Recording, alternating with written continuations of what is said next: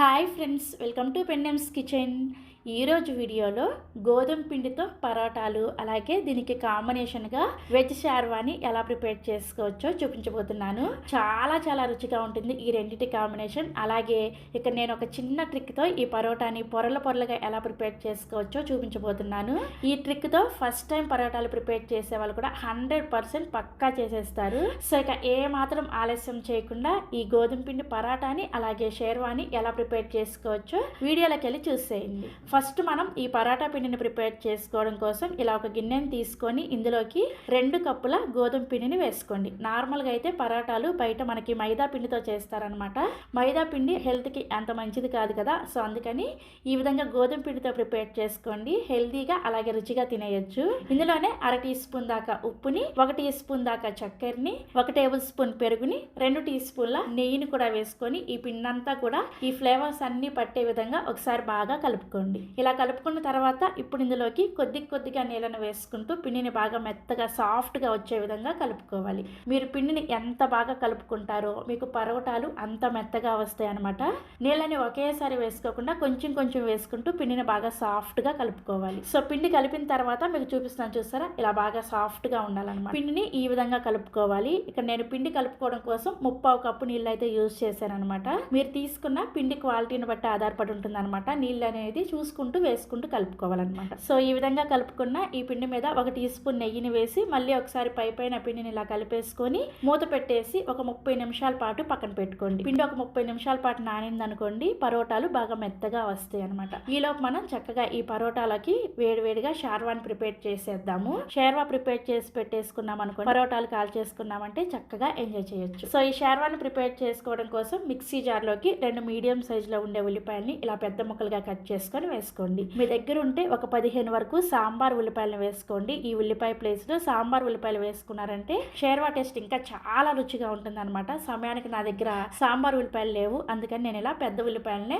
ఈ విధంగా ముక్కలుగా కట్ చేసుకొని వేసుకున్నాను. తర్వాత ఇందులోకి ఒక అరగంట సేపు నీళ్ళల్లో నానబెట్టిన 10 జీడిపప్పు ముక్కలు, 2 టీ స్పూన్ల నువ్వులు, అలాగే 1 టీ స్పూన్ సోంపుని నీళ్ళతో సహా వేసేసుకోండి. ఇందులోనే 1/2 కప్పు వరకు పచ్చి కొబ్బరిని వెనకాల ఉండే బ్రౌన్ పార్ట్ తీసేసి ఇలా ముక్కలుగా కట్ చేసుకొని వేసుకోండి. అలాగే 2 ఇంచుల దాకా దాల్చిన చెక్క, 1 టీ స్పూన్ మిరియాలు, 2 యాలకులు, 2 లవంగాలను కూడా వేసుకోండి. ఇవన్నీ వేసుకున్న తర్వాత మీకు అవసరమైతే కొద్దిగా నీళ్ళని వేసుకొని ఈ మసాలా పేస్ట్ని ఇలా మెత్తగా గ్రైండ్ చేసుకొని పక్కన పెట్టేసుకోండి. ఈ మసాలా పేస్ట్ అనమాట మనకి బేసిక్ ఇంగ్రీడియంట్. మసాలా పేస్ట్ని ఇలా ప్రిపేర్ చేసుకుంటేనే మీకు షేర్వా అనేది మంచి రుచిగా కుదురుతుంది.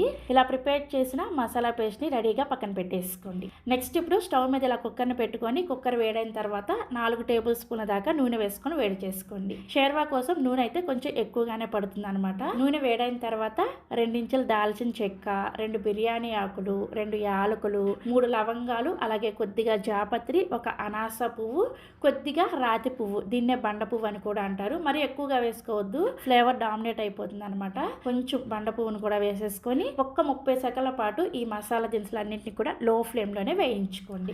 సో మసాలా దినుసులు వేగిన తర్వాత ఇందులోకి 3 మీడియం సైజులో ఉండే ఉల్లిపాయల్ని ఇలా చిన్న ముక్కలుగా కట్ చేసుకొని వేసుకోండి. ఉల్లిపాయల్ని చాలా చిన్న ముక్కలుగా కట్ చేసుకోవాలి. అలాగే కొంచెం ఉల్లిపాయలు ఎక్కువగా వేసుకుంటేనే షేర్వా అనేది చాలా రుచిగా ఉంటుంది అనమాట. ఉల్లిపాయని లో టు మీడియం ఫ్లేమ్లోనే కలుపుకుంటూ వేయించుకోవాలి. ఈ ఉల్లిపాయలు వేగేటప్పుడే ఇందులోనే 2 పచ్చిమిర్చిని ఇలా మధ్యకి చీరి వేసుకోండి. అలాగే కొద్దిగా కరివేపాకును కూడా వేసేసుకొని ఈ ఉల్లిపాయలు ఎర్రగా వేగేంత వరకు లో టు మీడియం ఫ్లేమ్లోనే కలుపుకుంటూ వేయించుకోవాలి. సో ఉల్లిపాయ చూసారా, ఇలా వేగిన తర్వాత ఇందులోకి 1 టీ స్పూన్ దాకా అల్లం వెల్లుల్లి పేస్ట్ కూడా వేసేసుకొని అల్లం వెల్లుల్లి పేస్ట్ పచ్చి వాసన పోయేంత వరకు వేయించుకోండి. సో మనకి ఉల్లిపాయ అలాగే అల్లం వెల్లుల్లి పేస్ట్ ఇలా వేగిన తర్వాత ఇందులోకి 4 మీడియం సైజులో ఉండే పండిన టమాటాలని ఇలా చిన్న ముక్కలుగా కట్ చేసుకొని వేసుకోండి. బాగా పండిన టమాటాలు అయితే ఈ షేర్వా చాలా రుచిగా ఉంటుంది. నెక్స్ట్ ఇందులోనే 1 టీ స్పూన్ దాకా ఉప్పును కూడా వేసేసుకొని ఒకసారి కలిపేసి ఇందులోకి 1/2 టీ స్పూన్ దాకా పసుపుని, 2 టీ స్పూన్ల దాకా కారాన్ని, 2 టీ స్పూన్ల దాకా ధనియాల పొడి కూడా వేసుకొని ఒకసారి కలిపేసి మూత పెట్టేసుకొని ఈ టమాటా ముక్కలు బాగా మెత్తగా ఉడికి ఆయిల్ సపరేట్ అయ్యేంత వరకు ఉడికించుకోవాలి. సో చూసారా, నూనె ఇలా సపరేట్ అయ్యేటప్పుడు ఇందులోకి మనం ముందుగా గ్రైండ్ చేసి పక్కన పెట్టుకున్న ఈ మసాలా పేస్ట్ అంతా కూడా వేసేసుకొని ఒకసారి కలిపేసి ఈ మసాలా పేస్ట్ని ఒక 2 నిమిషాల పాటు లో ఫ్లేమ్లోనే ఉడికించుకోండి. మసాలా పేస్ట్ని వేయించుకునేటప్పుడు ఒకవేళ అడుగంటుతుంది అనిపిస్తే ఈ మిక్సీ జార్లోనే కొద్దిగా నీళ్ళను కూడా వేసుకొని ఈ మసాలా పేస్ట్లో వేసుకొని ఉడికించుకోండి. సో ఒక 2 నిమిషాల పాటు ఈ మసాలా పేస్ట్ని ఉడికించుకున్న తర్వాత ఇందులోకి 1 నుంచి 2 కప్పుల వరకు నీళ్ళని చూసుకుంటూ వేసుకోండి. నిజానికి చెప్పాలంటే షేర్వాలో నీళ్ళు ఎక్కువగానే పడతాయి అనమాట. మరీ తక్కువ నీళ్ళను వేసుకున్నారనుకోండి ఇది అడుగంటిపోతుంది. అందుకని కొంచెం ఎక్కువగానే నీళ్ళను వేసుకోండి. రెస్టారెంట్స్లో కూడా మనకి షేర్వా అనేది కొంచెం పలచగానే ఉంటుంది అనమాట. తక్కువ నీళ్ళను వేసుకుంటే ఏంటంటే ఈ మసాలా పేస్ట్ వల్ల మొత్తం అడుగంటిపోతుంది అనమాట. అందుకని ఒక 2 కప్పుల వరకు నీళ్ళను వేసుకొని ఒకసారి కలుపుకొని ఇందులోకి రుచికి సరిపడా ఉప్పుని అలాగే సన్నగా తరిగిన 1 కప్పు పుదీనా ఆకులను వేసుకోండి. పుదీనా ఆకుల్ని కంపల్సరీ వేసుకోవాలి. ఇప్పుడే మీకు రెస్టారెంట్లో ప్రిపేర్ చేసే షేర్వా టేస్ట్ వస్తుంది అనమాట. అలాగే సన్నగా తరిగిన కొత్తిమీర కూడా కొద్దిగా వేసుకొని ఒకసారి కలిపేసి ఉప్పుని చెక్ చేసుకోండి. మీకు ఒకవేళ ఉప్పు తగ్గినట్లు అనిపిస్తే ఇందులో ఇప్పుడు ఉప్పును వేసుకొని కలుపుకోవచ్చు. అదేవిధంగా కారం కూడా తగ్గితే ఒకవేళ కారం వేసుకొని కలుపుకోవచ్చు. నాకైతే కొద్దిగా ఉప్పు తగ్గినట్లు అనిపించింది, అందుకని ఉప్పును వేసుకొని కలుపుకున్నాను. ఇలా కలుపుకున్న తర్వాత మూత పెట్టేసి మీడియం ఫ్లేమ్లోనే 4 విజిల్స్ వచ్చేంత వరకు ఉడికించుకోవాలి. సో నేను ఇక్కడ కుక్కర్ 4 విజిల్స్ వచ్చి కుక్కర్ విజిల్కున్న ఆవిరి మొత్తం కూడా పూర్తిగా పోయిన తర్వాత మూత తీసి మీకు చూపిస్తున్నాను. చూసారా, ఆయిల్ చక్కగా ఇలా పైకి తేలి మనకి షేర్వా రెడీ అయిపోయింది. చూస్తేనే మీకు అర్థమైపోతుంది ఎంత టేస్టీగా ఉంటుందో. చాలా చాలా రుచిగా ఉంటుంది. ఇలా ప్రిపేర్ చేసుకున్న ఈ షేర్వాని మీరు చక్కగా 2 రోజుల పాటు ఫ్రిడ్జ్లో పెట్టుకొని స్టోర్ కూడా చేసుకోవచ్చు. సో మనకి షేర్వా రెడీ అయిపోయింది కదా. ఇప్పుడు వేడివేడిగా పరోటాలు కాల్ చేసుకుందాము.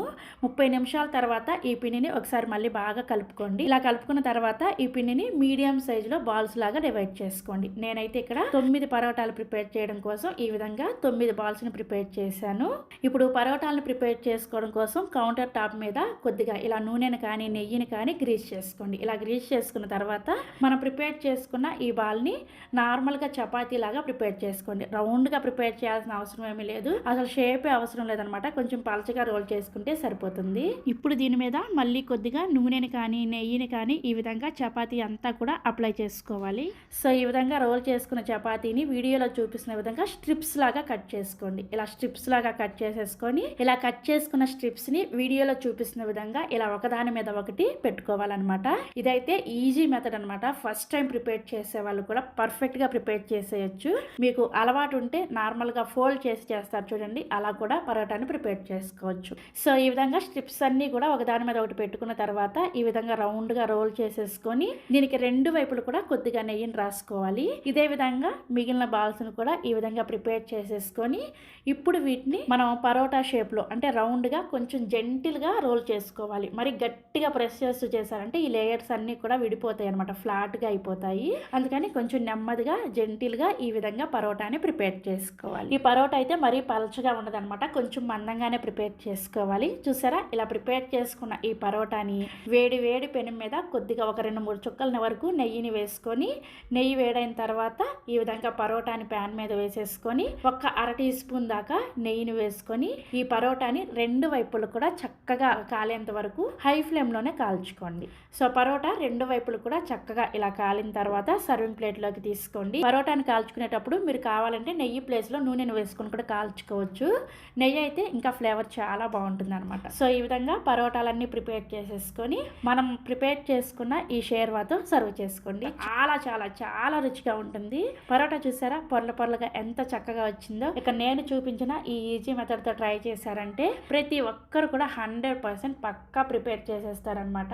అలాగే ఈ రెండింటి కాంబినేషన్ ఉంది, అసలు ఇంకా వేరే లెవెల్ అంతే. చాలా చాలా రుచిగా ఉంటుంది. తప్పకుండా మీరు కూడా ప్రిపేర్ చేసుకోండి. కుక్కర్లో ప్రిపేర్ చేస్తాం కాబట్టి షేర్వా ప్రిపేర్ చేయడానికి కూడా ఎక్కువ టైం ఏం పట్టదు అనమాట. సో తప్పకుండా మీరు కూడా ట్రై చేస్తారు కదా. ట్రై చేసి టేస్ట్ చేసిన తర్వాత మీ ఫీడ్బ్యాక్ని నాతో షేర్ చేసుకోవడం అస్సలు మర్చిపోకండి. అలాగే మరిన్ని ఎమ్మీ అండ్ టేస్టీ రెసిపీస్ కోసం వెంటనే మన పెన్నెమ్స్ కిచెన్ని సబ్స్క్రైబ్ చేసేసుకోండి. Thank you.